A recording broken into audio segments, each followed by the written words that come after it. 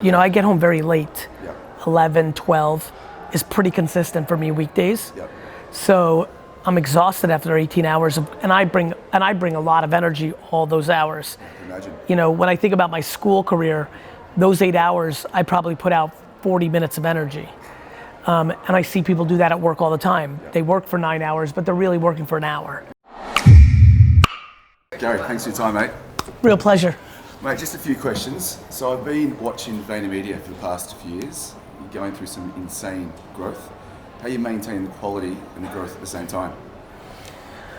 By recognizing that I don't have the luxury of picking quality, meaning I'm not ideological or romantic. All I have to do is deliver for my customer more than they get from somebody else.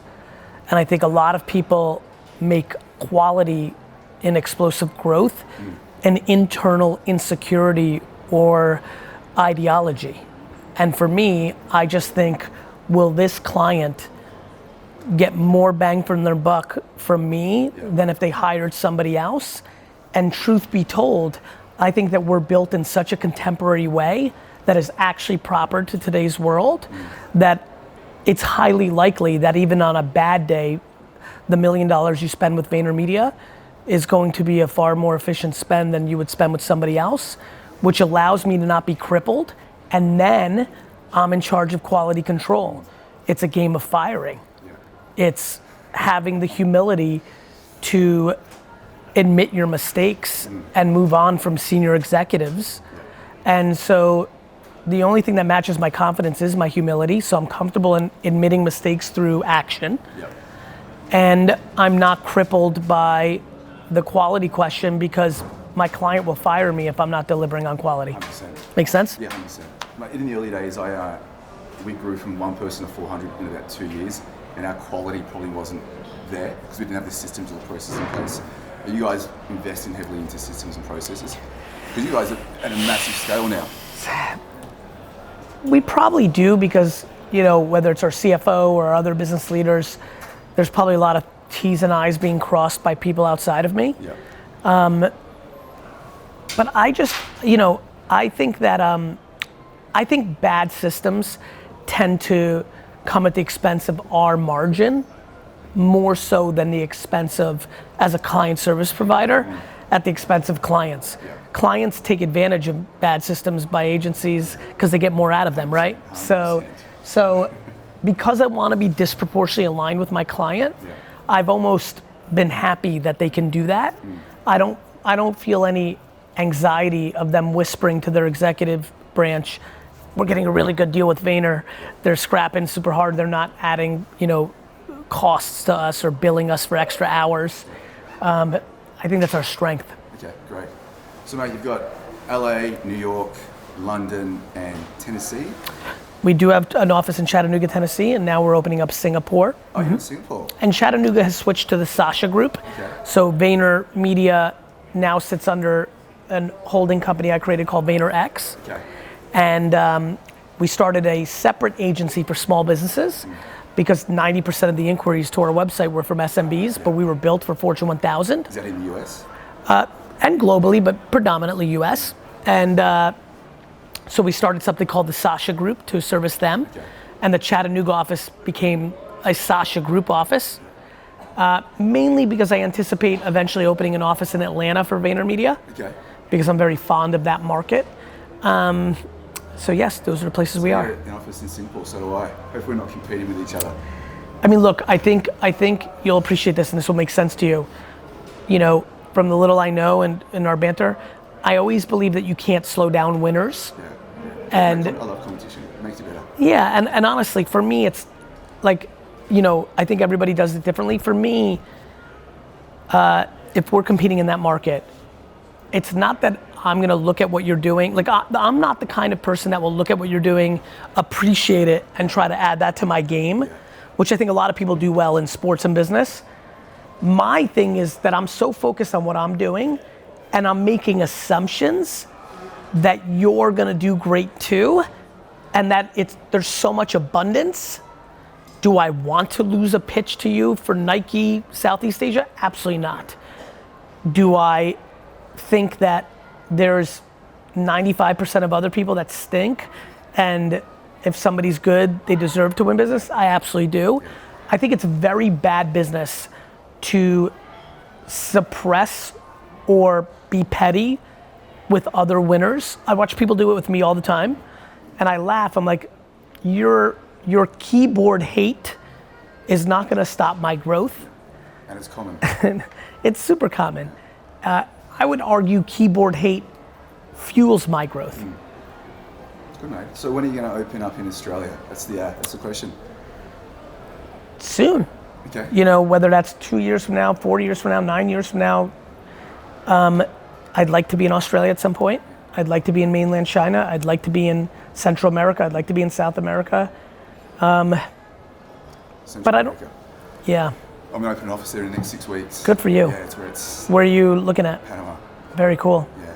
So I think there's a lot happening over there at the moment. There's a lot happening everywhere in the world, and I think having a global footprint allows you to adjust to different micro scenarios. And so, listen, I'm building Vaynermedia to buy businesses and run those businesses through the communications infrastructure. So I want to be able to, if the global economy melts and Vegemite is for sale, and I can buy it and rebrand it or brand it in Central America, and I think that's the arbitrage. I want to be in a structural position to do that, and that's why I want to be in every market. Yeah. Makes sense. So since you launched Vaynermedia, what's been the biggest mistake or biggest fuck up you've had in the past 8 years? I mean, I've made an enormous amount of mistakes. I think it's taken me a long time to understand the buying decision cycle of clients. You know, I come from retail, so November, December is like when I get serious. And I think conditioning wise, I haven't been as strong in June, July, August, September to lock up clients for the next year. I think that, I think we've made endless hiring mistakes. I think we've created entitlement in the first 5 years that led to a little bit of a tough patch in year 6 and 7. I think that we've been passive in going after business. So much business comes our way. We've not diversified our portfolio in more B2B clients because we do it well. Airlines, hotels. Oh man, I mean, I could probably sit here for 54 podcasts and talk about the things I've done wrong. Your personal brand is basically intertwined with your company. Is that going to stay like that in the future, or are you going to separate it out? I think that it will stay that way, though now that we've laid down the foundation, I do believe that we are now prepared to build the brand of Vaynermedia itself in headlines and work, and so it's going to stay the same, but it may seem that there's a little bit of a separation because I think I on purpose kept Vaynermedia's size and scale quiet. I thought it was a competitive advantage, but now we're so big, it's just not under the radar anymore. Yeah. So now I'm more comfortable with it being out. Okay. Well, mate, the biggest challenge I have when I get home from work, I can't switch off. Right. How do you switch off when you get home? And do you switch off? That's the question. I don't switch off, but I usually collapse and go to sleep. You know, I get home very late. Yep. 11, 12 is pretty consistent for me weekdays. Yep. So I'm exhausted after 18 hours and I bring a lot of energy all those hours. I can imagine. You know, when I think about my school career, those 8 hours, I probably put out 40 minutes of energy. And I see people do that at work all the time. Yeah. They work for 9 hours, but they're really working for an hour. But for me, I'm going 15 hours and I'm going 14 hours and 52 minutes. Yeah. So I don't turn off, but I think I just break down and go to sleep. Yeah. So, yeah, I'm never off. I'm only on to something. Yeah, I'm just, things like sports card we were talking about before, those are good distractions, right? Like when I was flying here today on the 15-hour link from LA to here, I slept 8 hours, but the other 6 hours I was on eBay looking for arbitrage to buy soccer cards. That's brilliant.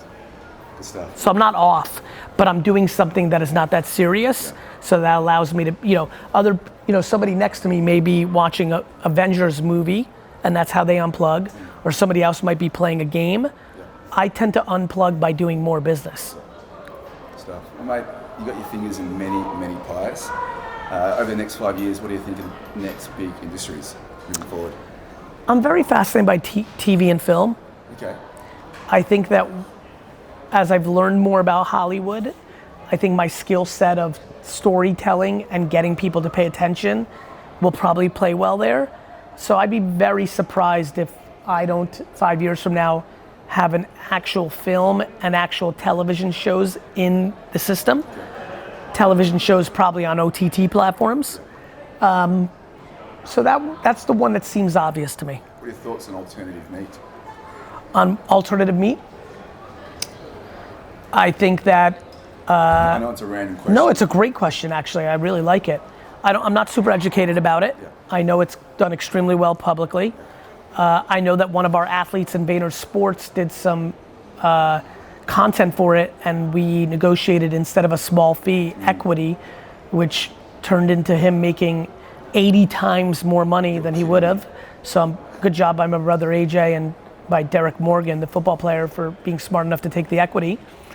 But I'm super undereducated on its merits, or why people even are so, I just don't know a lot about it. Yeah, not fair enough. What about you? Mate, I'm a massive believer in it. I think the environmental and health benefits, I think it's going to take off. Tyler, didn't the FDA approve like red ink into, there's some stuff that just happened in the US that will allow them to be in supermarkets and adding red dye, which I think a lot of people struggle with. So again, these are all headlines for me. One of the things I'm very passionate about is I come in hard on my opinions on things I know about. And as you can see for the last minute, which is why I really appreciate your question, I'm unbelievably passive when I'm a headline reader, and enjoy answering I don't know. Yeah. Well, I had a Beyond Burger in the US and an absolute game changer. Amazing. Mate, how important do you think it is for business owners to post content on LinkedIn? Or even Instagram or Facebook? I think I think it gives you more of a chance for good things to happen. Yeah. Lisa's been pushing me to post content over the past few months, and I'm seeing a lot of benefits from it. Well, if I was as handsome as you, I would be posting probably 200 times a day instead of 100. You know, it honestly, like, you take what you've been given, and so I think to me it's like, why not? Yeah. Like, people are so fear-based. They have a big business and they're like, well, I may post something. I'm like, I promise you, if you have racism or sexism in your heart, it's gonna play out whether you post on social or not. I don't know what people are scared of. I only see benefits from it. It leads to awareness, which leads to consideration, which leads to purchasing. And so I think it's important to not be full of shit, which is what I think a lot of people struggle with. But I think putting out content of things you know is a big, big move. Mate, lastly, when are you going to buy the New York Jets? You know, I really think if I audit my behavior, that I'm in line 20 years from now. Okay, is that, what are you now, 63, no, 43? Yeah, I'll be 63. You're 63, yeah. Okay. Which I consider extremely young. That's young. Yeah, I just don't do behavior that leads to quick cash. So my intuition is that I'm a tortoise in a hare's costume. I'm very patient. I'm building a very slow machine.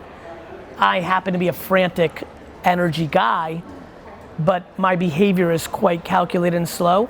You know, it was fascinating for me to hear you say, are you involved in the business? In a world where currently I am not only the CEO and COO, but we are in hiring for a chief strategy officer and a chief creative officer. And I'm currently holding those things down too. So you'll run those interviews? Not only am I running those interviews, I'm the active CSO and CCO. Like, the GCDs report to me. Easily, because I empower good people. I don't micromanage. I'm not crippled by micro setbacks. I know how to scale. Mate, thanks for your time. Thank you. Appreciate it. Appreciate it. Cheers, mate. Awesome.